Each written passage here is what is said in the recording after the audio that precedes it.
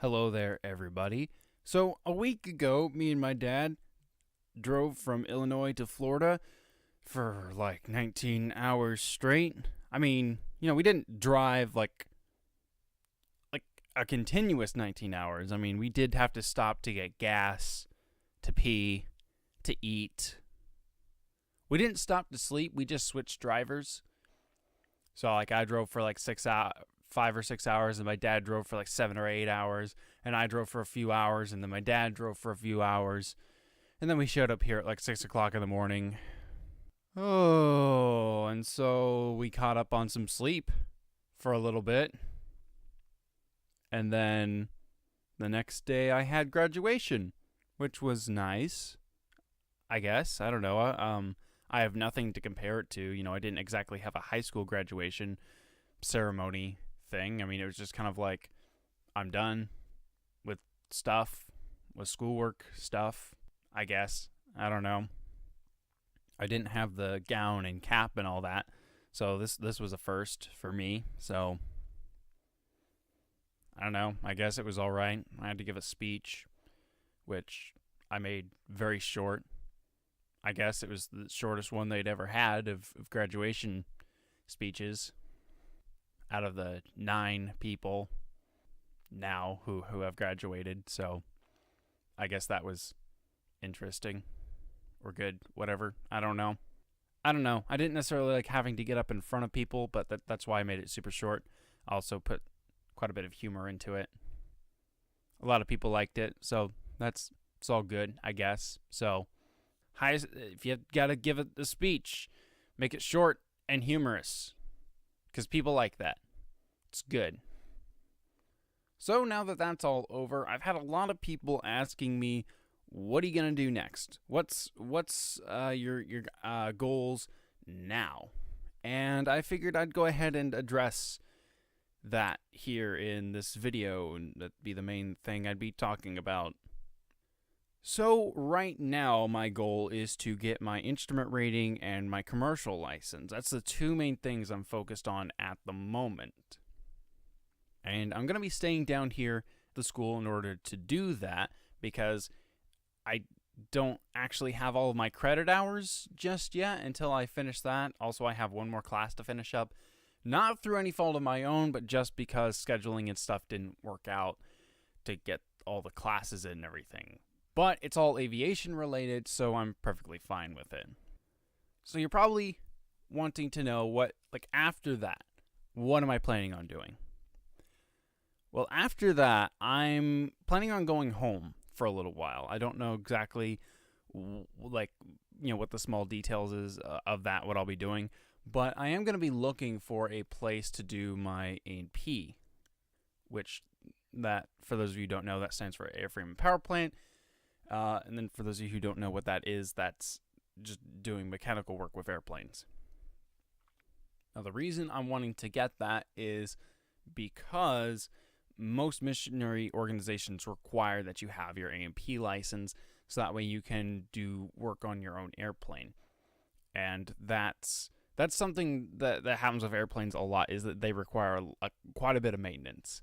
You have to have your 50-hour inspections, your 100-hour inspections, your annual inspections, and then when they get to a certain number of hours, I can't remember what it is, someone told me it the other day, but when they get to a certain number of hours, you have to do an engine overhaul. So airplanes require quite a bit of maintenance, and so that's why they require that. The mission organizations requiring an A&P. Anyway, so that's what's next. And what I'm planning on doing is finding a place where I can do an apprenticeship. I don't want to do a school because, one, doing it with a school, it's like the learning environment is like so much quicker and like so much more pressure, whereas apprenticeship, it takes longer. And after being in an accelerated program for 2 years, I'm hoping to have a little bit more relaxed learning environment. Now, I'm not saying, I think doing A&P stuff is going to be easy.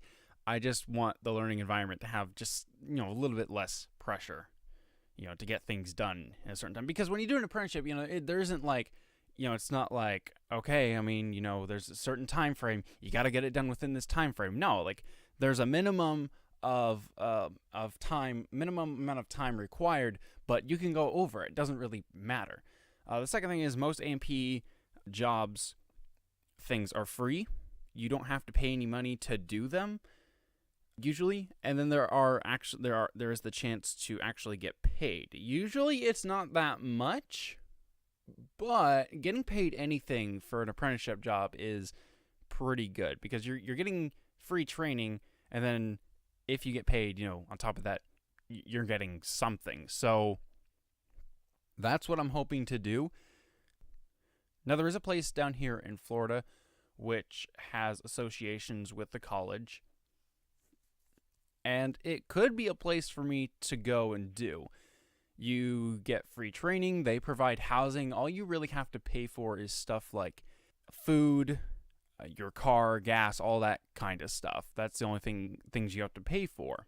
And so basically before you go there, you have to raise up support and stuff like that. But I don't know if I'll end up going there. It is a possibility. I am looking into it, but we'll just have to see what the future holds for that. I'll also be on the lookout for a mission organization that I could possibly go with, but seeing as how A&P is going to take a couple of years at least, I still have a little bit of time to look for organizations. So while I'm on the lookout now, I'm not in any rush to be like, okay, I'm going to go with this organization, definitely going to go. I don't know where I'm going to go, I'm just kind of winging it, I guess. And that's the thing, people ask me, what I'm doing next, what I have planned. I mean, I have like a broad overview plan of what I want to do. I just explained it. But, like other details, like when I go back home, what am I going to do? Don't know exactly. I don't know if I'm going to try to find a job for a little bit or if I'm going to try to get into an A&P place right away. If I could find an A&P place that I could do an apprenticeship and get paid, around that area, well, that would be great. I would love to do that. But right now, I don't know exactly. Like right now, all I'm doing is just, again, instrument, commercial, and then I'm also trying to prep for A&P stuff by trying to get in and do, different projects out at the hangar and help them with that kind of stuff and gain a little bit of understanding. And I'm also trying to slowly build up my tool collection. So right now, I'd say I have a pretty good start. It's a decent amount of tools, I'd say, for, just starting to collect them. I've gone to Sears and places like that and just bought, things, a little bit. It's like, oh, there's an inspection mirror and magnet. I know I need those. I'll go ahead and buy them. Or there's a set of Allen wrenches. I know I need Allen wrenches. Or vice grips. I know I'm going to need those. I'll go ahead and buy a pair or set or whatever. So, yeah, it's just things like that. Things I'm starting to collect them. That's going to be it for now because I don't have anything planned beyond that. Because I think that having a plan more than a few years, like more than 5 years in advance, like to me, that's kind of dumb, I think. Because in like 5 years, you're going to be a different person. I found just 2 years ago when I started college, you can look back at my other videos, I think I was a different person. Not changed a whole super lot, but I've definitely changed, I feel, and I'm a different person now. So yeah, having plans more than 5 years, down the road, I think is a pretty dumb thing. I mean, I don't want to say that you're stupid if you do that. I just feel, for me personally, that there's no point in doing that because I'm going to be a different person because I'm still fairly young and I'm still changing. So anyway, I will see you all sometime in the future if I don't die.